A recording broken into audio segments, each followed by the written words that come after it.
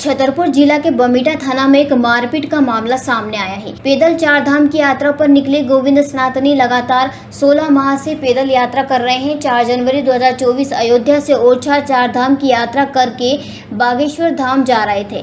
घटना सुबह 5 बजे की है, जब 2 सनातनी को कुछ लोगों ने मारपीट कर दी। मारपीट की वजह बस इतनी थी कि वो पैदल यात्रा करके थक गए थे और हाईवे पर बने डिवाइडर पर सो गए और सुबह करीब 5 बजे एक बुजुर्ग ने उनको उठाया और निकल जाने की बात करने लगा। गोविंद सनातनी ने थोड़ी मोहलत क्या मांग ली। बुजुर्ग आंख बबूला हो गए और गाली गलौज करते हुए गोविंद के ऊपर हमला कर दिया।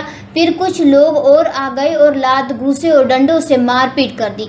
गोविंद ने बताया कि उसको ये लोग अपने घर पर बांधकर मारपीट करते रहे। गोविंद और उसके साथी दीपक मातो ने बमीठा थाना में रिपोर्ट दर्ज करा दी है। बमीठा पुलिस ने 2 लोगों पर विभिन्न धाराओं में मुकदमा दर्ज कर लिया है। नाम है आपका? मेरा नाम गोविंद पंडित सनातनी हिंदू।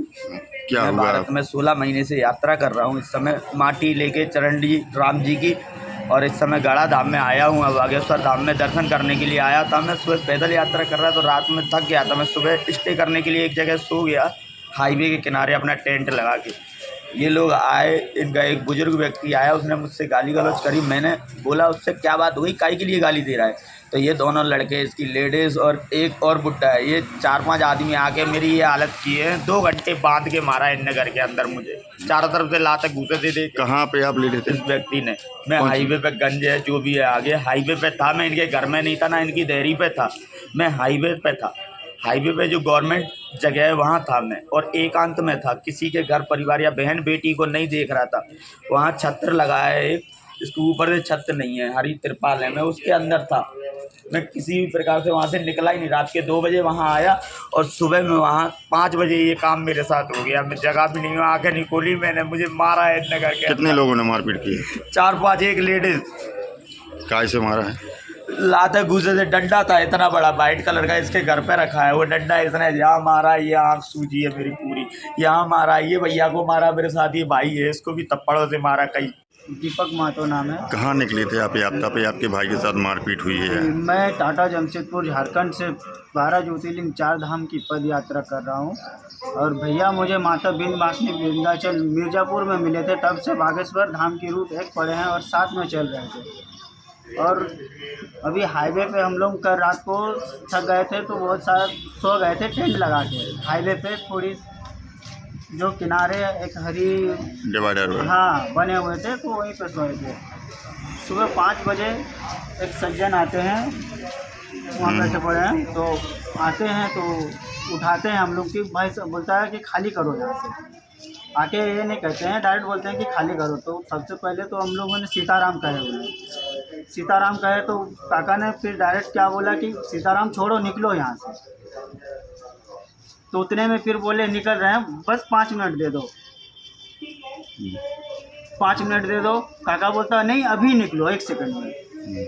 तो 1 सेकंड में कोई निकल सकता है? उसी में थोड़ा आवाज़ हम लोग का, थोड़ी ऊंची आवाज़ बोले कैसा व्यक्ति हो आप? क्या बंधक बनाया था भाई को? हाँ, भाई को पूरा। दोनों बेटे उनके आए, हाथ उनको सबसे पहले तो हाथ पैर बांधे बाहर में, फिर घर के अंदर ले गए।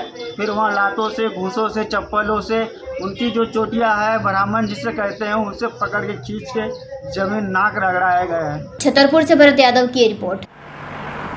जयराम जी, किशन काका, राम राम भाई, राम राम। क्या दोनों भाई बैठ के क्या हिसाब लगा रहे हो? ऊटी लहसुन के भाव आ गए क्या? अरे नहीं रे दादा, ये अपना रमेश नया मकान बनाने के लिए लोन ले रहा है।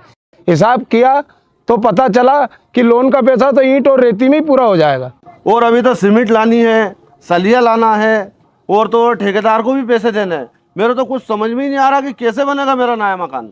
अरे किशन काका, कहाँ इन रेत, सीमेंट और लाल ईंटों के चक्कर में पड़ रहे हो? मेरी बात मानो तो अपने घर को बाबजी एएसी ब्लॉक से बनवाओ। इसमें ना सीमेंट और रेत की जरूरत होती है, ना ही तराई करने की झंझट। और लाल ईंटों के मुकाबले आपका मकान काफी तेजी से बनकर तैयार हो जाएगा। इससे आपके पैसे तो बचेंगे ही, साथ ही मजबूती ऐसी कि सालों साल देखने की जरूरत नहीं।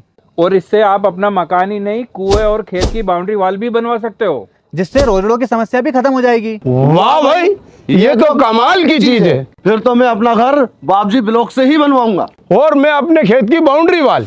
ज्यादा जानकारी के लिए स्क्रीन पर दिए गए नंबर पर अभी कॉल करें। बाप जी एएससी ब्लॉक्स, स्टील से मजबूती।